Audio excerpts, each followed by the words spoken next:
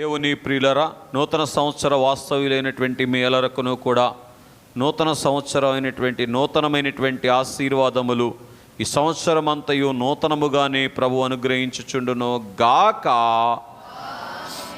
దేవుని వాక్యాన్ని చదువుకుందాం. లూకాసు వార్త 2వ అధ్యాయం 21వ వచనం.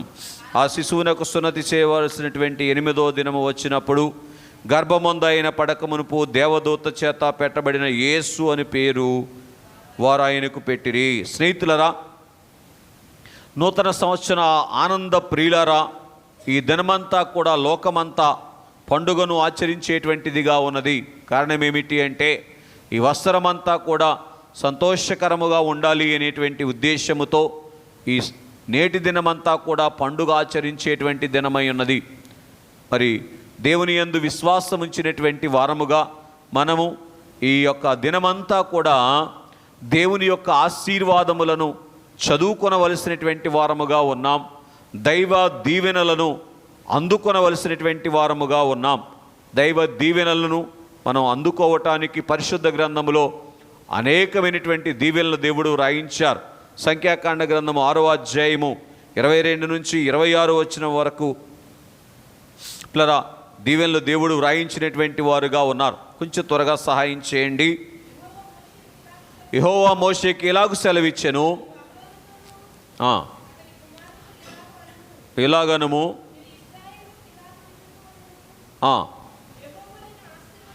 యెహోవా నిన్ను ఆశీర్వదించి నిన్ను కాపాడునుగాక.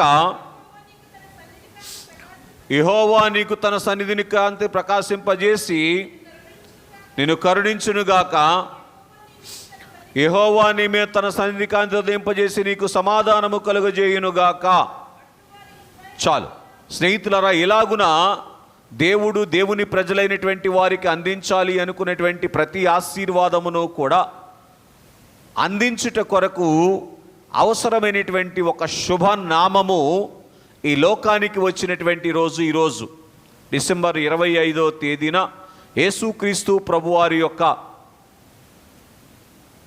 జనన దినముగా భావించి దేవుడు నా కొరకు ఈ లోకములో మానవుడుగా జన్మించారు అని ఆరాధించినటువంటి మనము 25వ తేదీ నుంచి 8వ దినమైనటువంటి మొదటి దినమును పిల్లరా మనము జ్ఞాపకం చేసుకోవాల్సిన సంగతి ఏమిటి అంటే, ఎలాగైతే యేసు ప్రభు వారికి 8వ దినమున యేసు అని నామకరణం చేయబడిందో కనుక అలాగున యేసు అనేటువంటి నామము ఈ లోకమునకు వచ్చినటువంటి రోజుగా ఈ రోజును మనము భావించవలసినటువంటి వారముగా ఉన్నాం.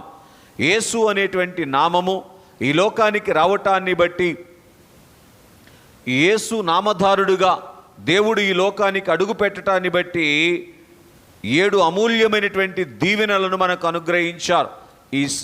ఈ నూతన సంవత్సరం ఆరంభ దినమున యేసు అను నామం వైపు చూస్తూ ఉన్నటువంటి మనం ఈ సంవత్సరం అంతా కూడా 365 రోజులు యేసు అనేటువంటి నామం వైపు చూసేటువంటి అనుభవములోనికి వచ్చినటువంటి వారముగా ఉన్నట్లయితే ఈ వత్సరకాలమంతా దేవుడు మనకు అనుగ్రహించదలంచుకునేటువంటి సకల దీవెనలు అందుకునేటువంటి వారముగా ఉన్నాం.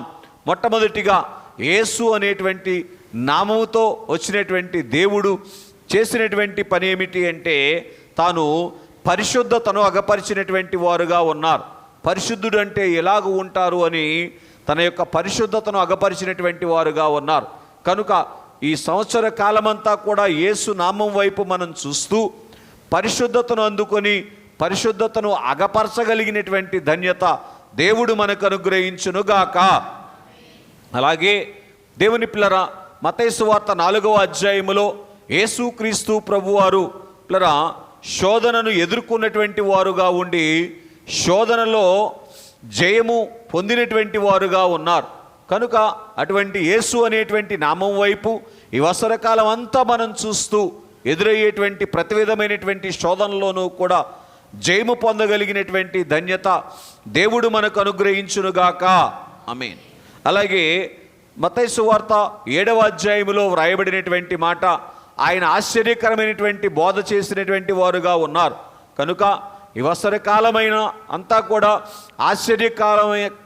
ఆశ్చర్యకరమైనటువంటి బోధలు అనుదినము అందరికీ వినిపిస్తూ అందరినీ ఆశ్చర్యకరమైనటువంటి రక్షణ భాగ్యములోనికి, మేఘమెక్కేటువంటి ధన్యతలోనికి దేవుడు మనల్ని నడిపించునుగాక. ఆమేన్. అలాగే 4వదిగా యేసుక్రీస్తు ప్రభువారు ఈ లోకమునకు అడుగు పెట్టిన రోజున ఎలాగ ఉన్నారో ఈ లోకాన్ని విడిచి పరలోకానికి వెళ్ళేంత వరకు కూడా అలాగునే ఉన్నారంటే, ఈ లోక సంబంధముగా ఎన్ని శ్రమలు, ఇబ్బందులు, ఇరుకులు ఎదురైనప్పటికీ కూడా ఆయన ఎలాగ ఉన్నారు అంటే మారని వారుగా ఉన్నారు. కనుక అలాగున శ్రమలోనైనా, నిందలోనైనా, అవమానములోనైనా, ఏ ప్రతికూలతలోనైనా ఏమండి మారని వారముగా ఉండగలిగేటువంటి కృప దేవుడు మనకు ఈ అవసరకాలం అంతా అనుగ్రహించును గాక. అలాగే 5వదిగా యేసుక్రీస్తు ప్రభువారు 33.5 సంవత్సరాల కాలములో, ఆయన శరీరముతో ఉన్నటువంటి కాలములో ఎదురైనటువంటి ప్రతి పరిస్థితి మీద తన యొక్క పునరుద్ధాన జయమును అగపరిచినటువంటి వారుగా ఉన్నారు. అంటే ప్రతి పరిస్థితిలోనూ కూడా ఆయన జయము పొందినటువంటి వారుగా ఉన్నారు. కనుక ఈ నూతన వస్త్రమంతా కూడా ఎదురయ్యేటువంటి ప్రతి ప్రతికూలతలోనూ మనము జయము అందుకునేటువంటి ధన్యత దేవుడు మనకు అనుగ్రహించునుగాక. ఆమేన్.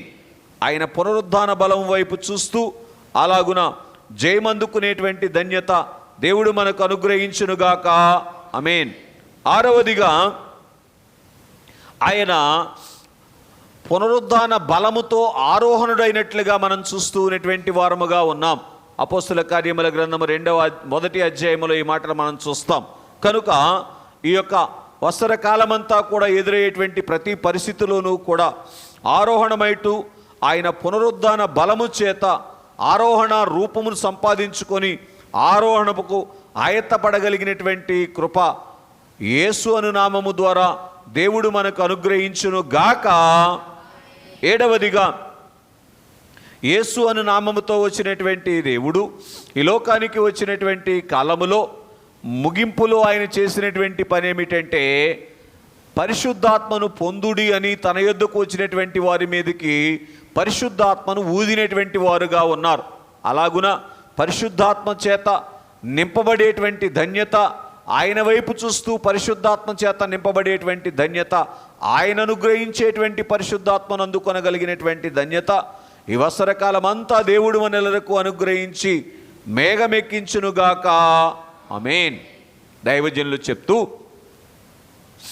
పితరుల కాలములో కంటే యోసేపు యొక్క దీవెనలు గొప్పవి, యోసేపు దీవెన కంటే కూడా గొప్ప దీవెన ఏంటి అని అంటే యేసుక్రీస్తు ప్రభువారి ద్వారా మనకు అందినటువంటి దీవెన.